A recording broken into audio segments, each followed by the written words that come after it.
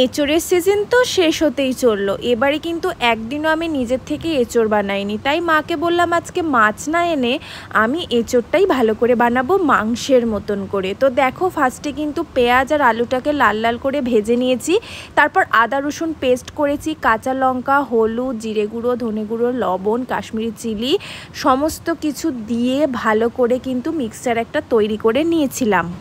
আলু পেঁয়াজটা ভাজা ভাজা হয়ে যাওয়ার পর কিন্তু টমেটোটা ভাজা ভাজা করে নিয়েছিলাম, আর এঁচোড়টাকে কিন্তু আগে একটু লবণ দিয়ে ভালো করে বয়েল করে নিয়েছিলাম যাতে কষটা বেরিয়ে যায়, অল্প সিদ্ধও হয়ে যায়। তারপর দেখো কি যে বকতে বকতে আমি রান্না বসিয়ে দিয়েছিলাম, আর রান্না করতে করতে কিন্তু আমি কষাচ্ছিলাম অনেকক্ষণ ধরে। দেখো কষাতে কষাতে কালারটা কতটা সুন্দর এসেছে। এখানে কিন্তু গরম মশলাও তোমরা অ্যাড করবে, আর কেউ যদি মনে হয় চিকেন মশলা অ্যাড করতে পারো, বাট না করলেই বেটার হয়। তার কারণ হচ্ছে গরম মশলা দিলেই কিন্তু এটা টেস্ট ভীষণ সুন্দর হয়।